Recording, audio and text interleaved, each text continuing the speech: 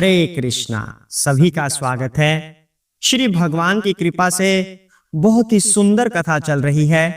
श्रीमद् भागवत कथा जैसे जैसे आगे बढ़ रही है बहुत ही ज्ञानवर्धक हो रही है।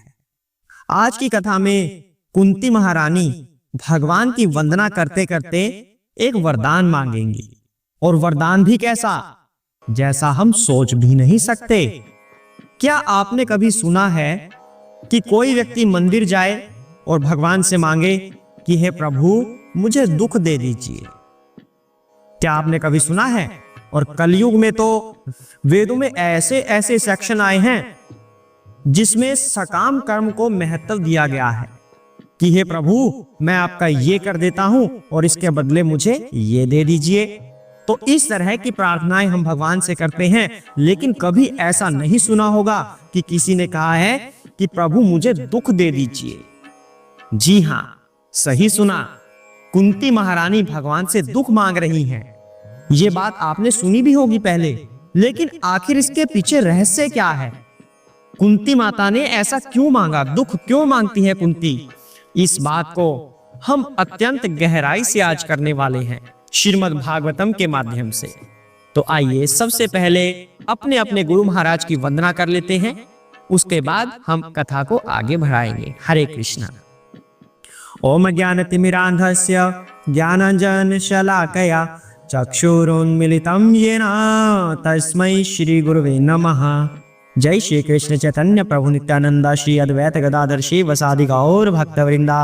हरे कृष्णा कृष्ण कृष्ण हरे हरे, हरे राम राम राम हरे हरे। हरे कृष्णा। जय सरस्वती माता, जय गणेश भगवान, शिव शंकर भोलेनाथ, पार्वती माता की जय हो, श्रील व्यास देव की जय हो, श्रील प्रभुपाद की जय हो, सभी के गुरु महाराज की जय हो। हरे कृष्णा। ओम नमो भगवते वासुदेवाय। श्रीमद् भागवतम में हमने अभी तक क्या क्या किया है? 8वां अध्याय पहले स्कंद का चल रहा है। इसमें कुंती महारानी भगवान श्री कृष्ण के समक्ष उनकी वंदना कर रही हैं। महाभारत का अंतिम पड़ाव है, लगभग युद्ध समाप्त हो चुका है। अभी दुर्योधन असहाय अवस्था में पड़ा हुआ है। अश्वत्थामा ने द्रौपदी के पुत्रों पर प्रहार किया है, उनकी हत्या कर दी, और उत्तरा के गर्भ पर भी आक्रमण किया। उन सब से भगवान कृष्ण ने कुंती के परिवार की रक्षा की। तो कुंती महारानी भगवान का धन्यवाद करती हैं, उनकी वंदना करती हैं कि हे प्रभु आप आदि पुरुष हैं, इंद्रियों के स्वामी हैं। आपने इतनी रक्षा तो अपने परिवार की नहीं की जितनी मेरे परिवार की है। देवकी माता जो जेल में बंदी थी, आपके 7 भाई बहन कंस ने मार दिए, आपने उनकी भी रक्षा नहीं की, लेकिन मेरे पुत्रों की सदैव रक्षा की है। कहां कहां आपने रक्षा नहीं की प्रभु?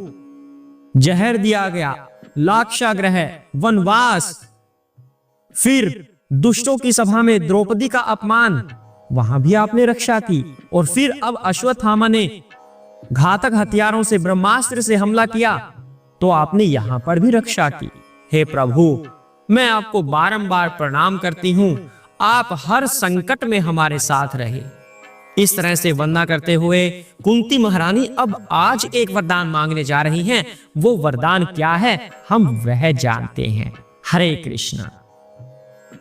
विपदा सन्तु ताः शाश्वत तत्र तत्र जगद् गुरो भवतः दर्शनं यत् स्यात् अपुनः भवदर्शनम्। हरे कृष्णा। मैं चाहती हूं कि ये सभी विपत्तियां बारंबार आएं, जिससे हम आपका दर्शन पुनः पुनः कर सकें, क्योंकि आपके दर्शन का अर्थ यह है कि हमें बारंबार होने वाले जन्म तथा मृत्यु को नहीं देखना पड़ेगा। हरे कृष्णा। तो श्लोक का भावार्थ सुनकर आपको कुछ कुछ समझ तो आ ही गया है। अब हम इसका तात्पर्य पूर्ण रूप से करते हैं कि आखिर कुंती महारानी ने ऐसा वरदान क्यों मांगा कि हे प्रभु मुझे दुख दे दीजिए। श्रीमद् भगवत गीता में स्वयं भगवान कृष्ण बताते हैं कि मेरी पूजा 4 तरह के लोग करते हैं। सबसे पहला कौन सा? जिसको कोई दुख होता है कि हे प्रभु मेरा ये दुख दूर कर दीजिए, मेरा ये संकट दूर कर दीजिए, मैं आपकी शरण में आया हूं। दूसरा व्यक्ति कौन होगा? जिसे कुछ चाहिए, सकाम कर्म करके जो कुछ प्राप्त करते हैं, ऐसे मुझे कुछ चाहिए प्रभु, मुझे नौकरी दे दो, नौकरी लगवा दो प्रभु, धन दिलवा दो, शादी करवा दो प्रभु मेरी। यानी कि कुछ ना कुछ हमें चाहिए, तब वह व्यक्ति मेरे पास आता है, मंदिर आता है मांगने के लिए। तीसरा व्यक्ति जिसके मन में बहुत सारे प्रश्न होते हैं, जिज्ञासु, मेरे साथ ही ऐसा क्यों हुआ है, कोई भगवान नहीं होता, सब कुछ साइंस ही होती है, अगर भगवान होते तो मैं तो बचपन से भक्ति करता आ रहा हूं या करती आ रही हूं, तो भी भगवान ने कभी मेरी रक्षा नहीं की, मेरी मनोकामनाएं कभी पूर्ण नहीं की, ऐसा क्यों? आखिर मैं ही क्यों? दुनिया में इतने सारे लोग हैं, उनको तो कभी कष्ट आते नहीं, आखिर मैं ही क्यों? Why me? इस तरह के न जाने अनगिनत प्रश्न व्यक्ति के मन में आते हैं, तो वो व्यक्ति मेरे पास आता है, मुझसे प्रश्न पूछने मंदिर आता है। अब आपने एक पुराने जमाने में मूवी देखी होगी, खुश तो बहुत होंगे तुम क्योंकि आज मैं तुम्हारे पास आया हूं, खुश तो बहुत होंगे तुम। हाय, सुना है ना आपने? तो उस मूवी में वो क्यों आए थे भगवान के पास? क्योंकि पीछे कुछ कष्ट हुआ था और उस कष्ट की वजह से मन में प्रश्न पैदा हो गए थे, तो उस प्रश्न का उत्तर जानने के लिए भगवान के पास आते हैं वो। इसी तरह जीवों के साथ यही होता है, जब मन में कोई प्रश्न होता है, मैं कौन हूं, कहां से आया हूं, मुझे जाना कहां है, जब ये प्रश्न आने लगे तो समझो उसका उद्धार निकट हो गया है। ऐसे प्रश्न आने चाहिए, वो नहीं आने चाहिए वाई मी, खुश तो बहुत होंगे आप, ये प्रश्न नहीं, बल्कि प्रश्न ये उठना चाहिए कि आखिर हमारा उद्देश्य क्या है। रोज सुबह उठते हैं, खाते हैं, पीते हैं, काम पर जाते हैं, रात को आकर सो जाते हैं, फिर अगले दिन फिर उठते हैं, खाते हैं, पीते हैं, काम पर जाते हैं, सो जाते हैं, रोज का यही रूटीन, ऐसा क्यों है? ये प्रश्न उठना चाहिए कि आखिर हमारे जीवन का कुछ ना कुछ तो लक्ष्य होगा ही। क्या यही लक्ष्य है कि 5 साल के बाद तुम अपने आप को कहां देखते हो? इंटरव्यू देने गए हैं तो वहां पर यह प्रश्न पूछ लिया, 5 साल के बाद बताओ तुम अपने आप को कहां देखते हो? हाँ जी, मैं अपने आप को इस कंपनी का मैनेजर बनता हुआ देखता हूं, या कुछ भी, मुझे एक आईटी कंपनी चलानी है, मुझे सीईओ बनना है किसी कंपनी का। तो अलग अलग उद्देश्य है, सबने बना लिए हैं। तो मान लीजिए आपको वो उद्देश्य प्राप्त हो गया है, बन गए आप सीईओ किसी कंपनी के, चला लिया अपने कोई आईटी कंपनी या कुछ और जो भी आपके मन में था, बन गए आप सिंगर, बन गए आप कोरियोग्राफर, आपका उद्देश्य पूरा हो गया, ये मान लिया। और उसके बाद क्या? तब आप फिर से वही करोगे, रात को सोओगे, सुबह उठोगे, खाना खाओगे, उसी काम पर जाओगे, चाहे सीईओ वाली जॉब पर, चाहे सिंगिंग वाली जॉब पर, चाहे डांसिंग वाली पर, किसी भी जॉब पे जाएं, किसी भी काम पर जाएं, फिर आप काम पर जाओगे, रात को घर आओगे, सोओगे, सुबह उठोगे, फिर खाना खाओगे, काम पे जाओगे, रात को आओगे, सोओगे। रोज का यही रूटीन चलने वाला है। हो सकता है कभी कभी आप आउटिंग के लिए निकल जाएं, पर कब तक? 1 दिन 2 दिन बस, फिर वापस फिर से इन्हीं कामों पर। तो मतलब क्या हुआ? क्या आपके मन में यह प्रश्न नहीं उठता कि आखिर हमारा उद्देश्य क्या है? क्या इसी तरह गधों की तरह जीवन जीने के लिए हमने ये शरीर धारण किया हुआ है कि खाओ पियो सो जाओ काम करो, बस यही जीवन है क्या? ये प्रश्न उठना चाहिए।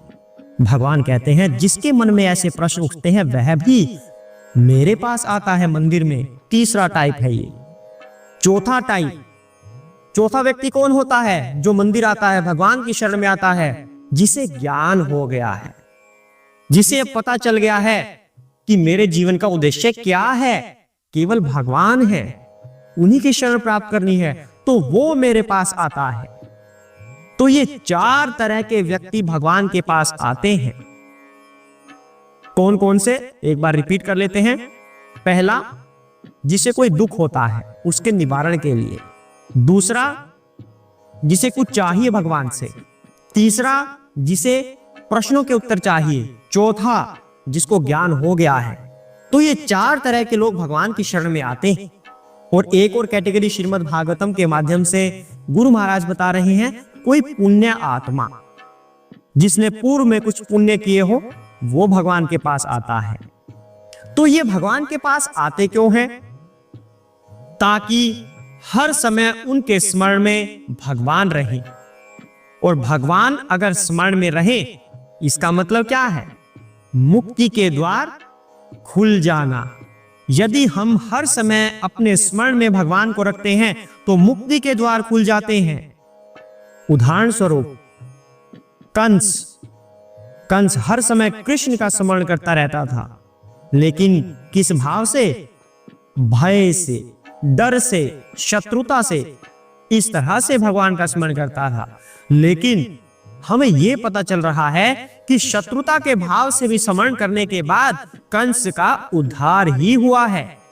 उसके बाद भी भगवान ने उसे अपना धाम दिया, अपने हाथों से उसको मारकर भगवत धाम दिया भगवान ने। अब आप ये मत कह देना कि भगवान ने उसको मार दिया तो उसका उद्धार कैसे हुआ। अब जब उसने शत्रुता का भाव रखा था तो उसका उद्धार भी उसी तरह से होना था।